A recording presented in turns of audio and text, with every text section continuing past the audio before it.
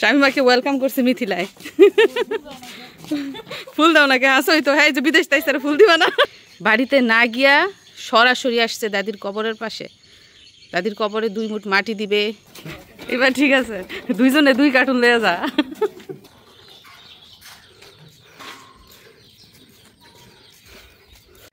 আসসালামু আলাইকুম। আমার ছোট ভাই 11 মাস পরে সৌদি আরব থেকে ছুটিতে বাংলাদেশে এসেছে, আর আমরা তাকে আনতে এয়ারপোর্টে যাই। তো এয়ারপোর্ট থেকে বাড়িতে না গিয়ে এখন আমরা সরাসরি চলে এসেছি আমাদের পারিবারিক কবরস্থানে। তো আমরা এই যে বাসায় পৌঁছে গেছি, কিন্তু বাসায় আসি নাই। আমরা এয়ারপোর্ট থেকে কিন্তু বাসায় আসি নাই। বাসায় না এসে সরাসরি দেখেন কোথায় আসছি।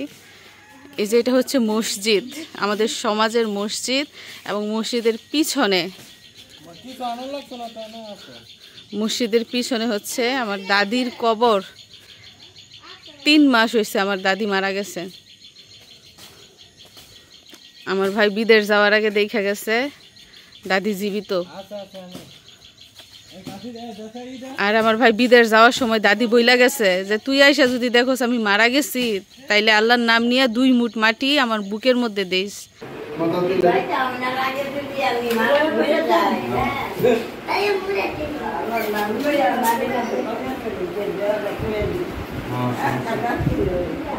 তো সেই কথা রাখতে আমার ভাই আর বাড়িতে যায় নাই।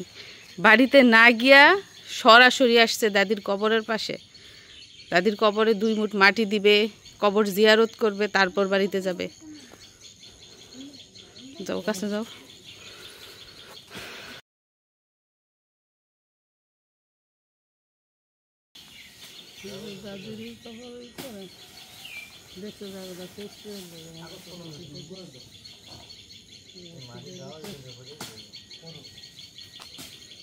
যাও হুশিয়ারির কাছে যাও।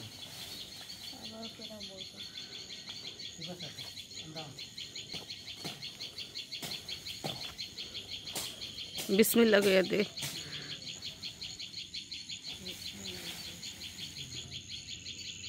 দাদির খুব আদরের নাতি, মাথায় হাত দিয়া বইলা গেছিল, দাদা আমার যদি তুই না দেহস তাহলে আমার বুহের মাঝে 2 মুঠ মাটি দিস। ভাগ্য নাই দাদিরে দেখার।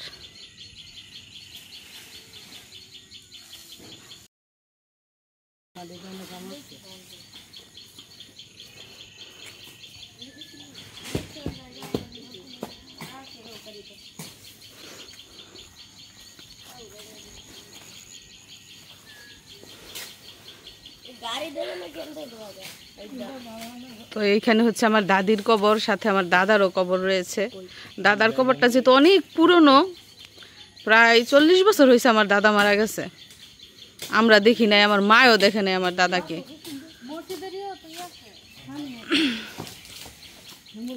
তো দাদার কবরটা এখানে রয়েছে, এগুলো সব মেরামত করতে হবে। দাদার কবরটা মনে হয় এদিকেই।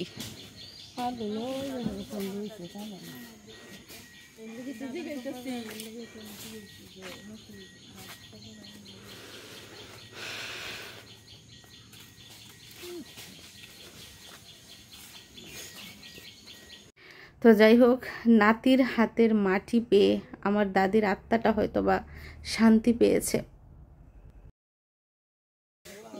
তো আমাদের ভাগ্য নাই, আমিও বিদেশ থেকে এসে আমার দাদিকে দেখতে পারলাম না, আমার ভাইও দেখতে পারলো না।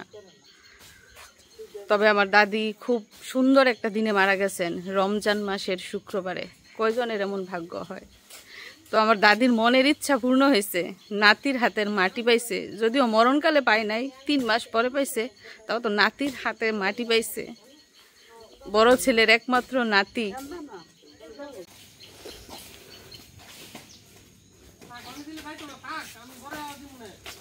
তো মিথিলার বোন অসুস্থ হয়ে গেছে, বমি করছে আসার সময় গাড়িতে, বমি করে অসুস্থ।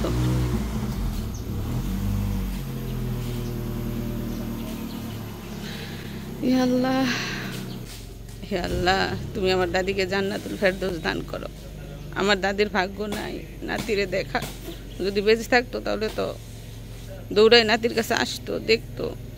আমার দাদির ভাগ্য নাই।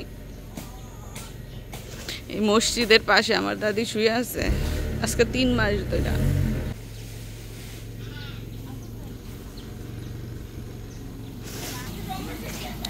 তো আমরা আবারও গাড়িতে উঠে যাচ্ছি। আমাদের বাড়ি হচ্ছে পিছনে, ওই দিক দিয়ে ঘুরে যেতে হবে, জিনিসপত্র নিয়ে দিক দিয়ে যাওয়া যাবে না। সিট চেঞ্জ করেছে দেখেন, স্বামী মাই তার ভাইয়ের কাছে গেছে গা। সিট চেঞ্জ করে স্বামী মাই ভাইয়ের কাছে গেছে গা, আর মিশারি তার মার কাছে চলে আসছে।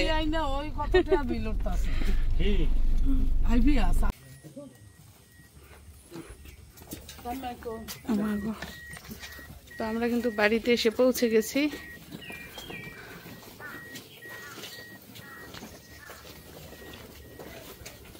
কে ব্যাগ লয়ে যায়?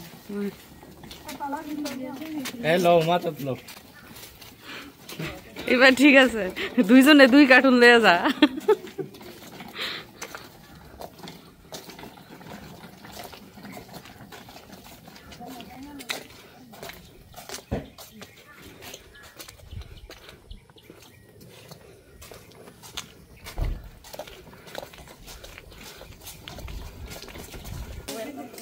স্বামী মাই বলে বিদেশ থেকে আসতেছে,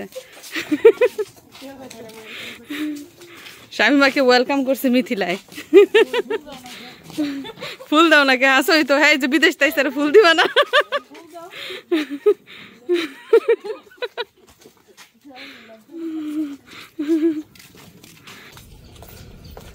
তো আমরা বাড়ির কাছাকাছি পৌঁছে গেছি, আর গাড়ি এই রাস্তা দিয়ে আসে না। পিছনে একটা ঢালু রাস্তা আছে, মোড় বাঁকা, এই জন্য গাড়ি আসতে পারে না।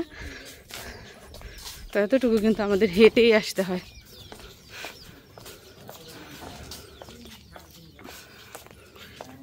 ওই যে বাড়িতে চলে আসছি।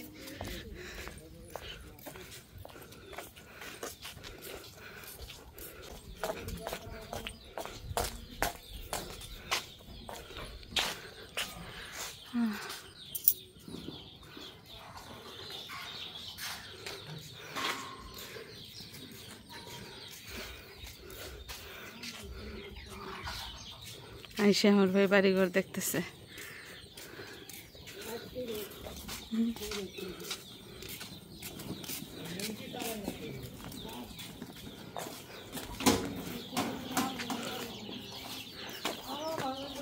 বিসমিল্লাহ। তো আইসে আমার ভাই দেখেন মুরগি ছাড়তেছে, মুরগির ঘর থেকে মুরগি ছাড়তেছে।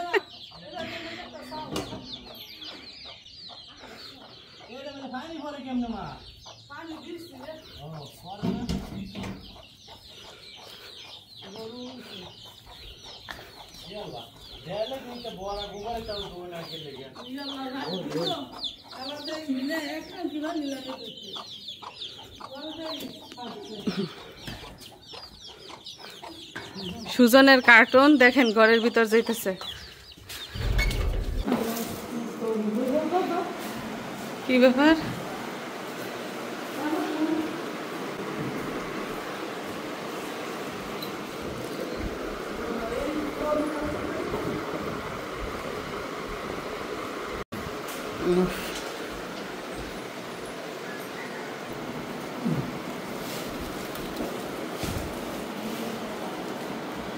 তো এই যে আমার ভাই 2 কার্টুন জিনিস এনেছে।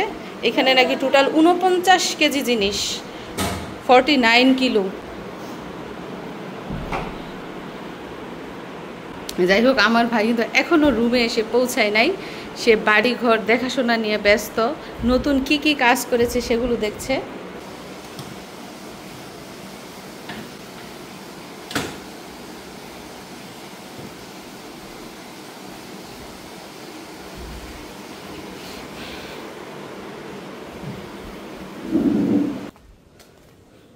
এখনো ঘরও ঢোকা নাই, কত কিছু দেখতেছে। কোন দিক দিয়ে অপূর্ণতা রয়েছে? এই যে নিচতলা রং করার বাকি আছে, আস্তে আস্তে। সামনের ঘরটা বৃষ্টির জন্য ভাঙতে পারে নাই এটা, তবে 2-1 দিনের ভিতরেই আর কি ভাঙা হয়ে যাব। এই যে তুই জাম গাছগুলো লাগাই রেখে গেছিলি, দেখছ বড় হয়ে গেছে। হ্যাঁ, এগুলা পরিষ্কার করবো, এগুলা সব পরিষ্কার করে ক্লিন করবো।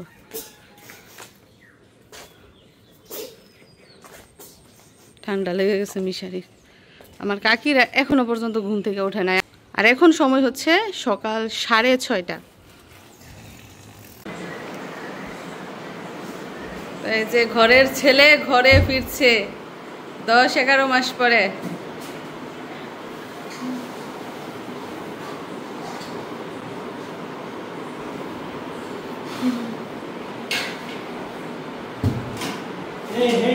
বাইরে এটা কয়দিন হয়েছে জানালা লাগাইছিলেন যে আমদানি লাভ হয়ে গেছে জানালা লাগাইছে এদিকে আমদা হয়েছে আমদা লাভ হয়ে গেছে। আরে এটা বানাইছে কি লিখতে মোটা নাই কে দেখে আয়শা বাড়ি ঘরের দেখশন করতেছে।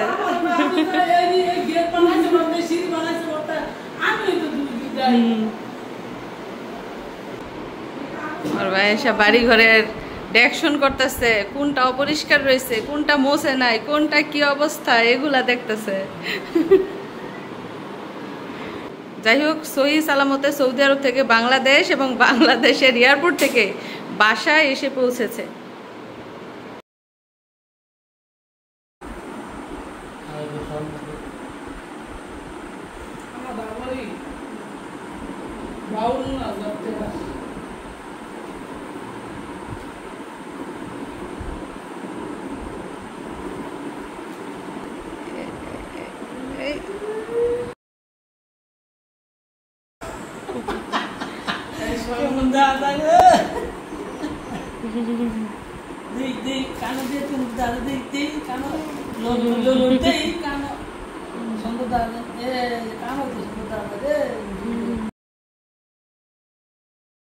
এদিক দিয়ে দেখুন সকাল সকাল মা পিঠা বানাচ্ছে। পিঠা হচ্ছে চিতই পিঠা।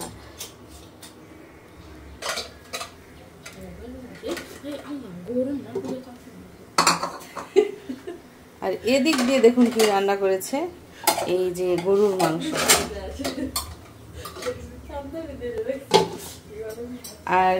আর এদিক দিয়ে দেখুন নতুন তাওয়া নতুন ঢাকনা দিয়ে কি বানাচ্ছে, এই যে দেখুন পিঠা, প্রথম পিঠা দিয়েছে আর কি, এর জন্য একটু হিজিবিজি। যাই হোক, এটা কিন্তু চিতই পিঠা না, এই পিঠাটার নাম হচ্ছে চাপটি পিঠা। এটা একটু পাতলা টাইপের হয় এবং খেতে খুবই মচমচে।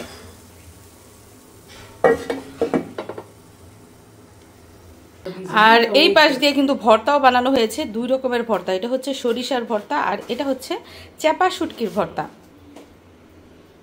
যাই হোক, সবাই কিন্তু আমরা ঘুম থেকে উঠে গেছি আজকে সকাল সকালই। আর সময় হচ্ছে এখন সকাল 7:45। আর বুঝতেই পারছেন সকাল 9টার আগেই কিন্তু আমাদের নাস্তা করা হয়ে যায়। এই যে দেখুন এরই মধ্যে কিন্তু 2টা পিঠা হয়ে গেছে এবং পিঠার সাইজ দেখেন আপনারা, একদম পাতলা ঠেনঠেনা এবং মচমচা। এই যে এই পাশটার কারণে পিঠাটা মচমচা থাকে এবং এটা খেতেও কিন্তু খুবই মজা। চলুন তো দেখি পিঠা হয়েছে কিনা।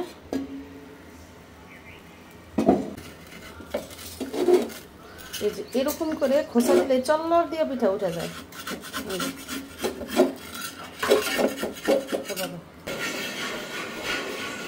এর মধ্যে সকালের নাস্তার কিন্তু ব্যবস্থা করা হচ্ছে।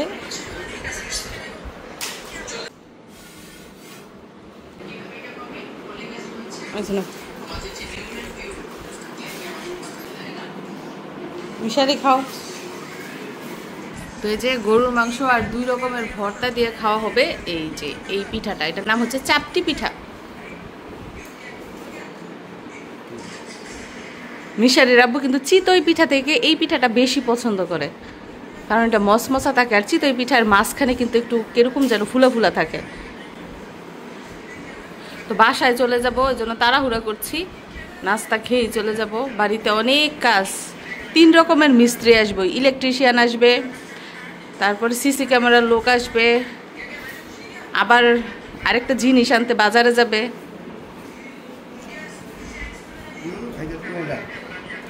ঝাল বাবা, তুমি মাংস দিয়ে খাও। মিশারির স্কুল বন্ধ আগামী 3 দিন, একটু আরামে থাকবে মিশারি আগামী 3 দিন। কি গো চুপচাপ, ঝাল মজা নাকি? কেন না? কি বুঝতারো না? সকাল সকাল কত কষ্ট করে বানাইছে আমার মায়ে, সেই ভোরে উঠছে, উঠে এগুলা চাল টাল ভিজাইয়া ঘুরি টুরি ভিজাই তারপরে এগুলা রান্না করে রেডি করছে। শাশুড়িরা মেয়ের জামাইয়ের জন্য কত কিছু করে, কি খাওয়াবে, কি করবে, কিভাবে কি করবে, কত টেনশন তাদের। বুদ্ধিমান মিশারি দেখেন, ওর মামায় ওর বাসা থেকে কম্বল নিয়ে আসছে, আর সেই কম্বল পাইয়া এখন মিশারি বাসায় চলে যাইতে চাইতেছে। এসির নিচে বলে কম্বল নিয়ে শুইব, কত দিন ধরে এটা পায় না, খালি মিস করে। আর ওর মামারে ফোন দিয়ে বলছে, মামা আমার কম্বলটা কিন্তু তুমি আনতে ভুইলো না। এখন কম্বল পাইছে, এখনো বাসায় চলে যাব। এখানে তো ঠান্ডা, এই যে জানালা আছে দুইটা, যেই ঠান্ডা বাতাস আসে। হ্যাঁ, এসির হাওয়া ভালো না, অসুখ হয়। আর আমরা যেদিন বিদেশ থেকে আসি সেদিন এই ফুলগুলো দিয়ে আমাদের এয়ারপোর্টে বরণ করা হয়। দেখুন ফুলগুলো কত তাজা। আর আমার ভাই যেদিন বিদেশ থেকে আসে তখন এই ফুলগুলোই শুকিয়ে ঠিক এমন হয়ে যায়। এখন বলুন তো, আমরা দেশে আসার কতদিন পর আমার ভাই দেশে আসে? তো প্রিয় দর্শক বন্ধুরা, এই ছিল আজকের সুন্দর মুহূর্তের সুন্দর দৃশ্য। ভাই বিদেশ থেকে এসেই দাদির কথা মতো দাদির কবরে মাটি দেয়, সাথে কবর জিয়ারত করে, এবং বাড়িতে এসে পরিবারের সবার সাথে খুব সুন্দর সময় পার করছে। তো আমাদের এই আনন্দ ঘন পরিবেশ দেখে আপনাদের কেমন লাগলো কমেন্ট করে জানাবেন। আর ভিডিওটা ভালো লাগলে অবশ্যই কিন্তু চ্যানেলটা সাবস্ক্রাইব করে দিবেন। সবাইকে ধন্যবাদ জানিয়ে বিদায় নিচ্ছি। আল্লাহ হাফিজ।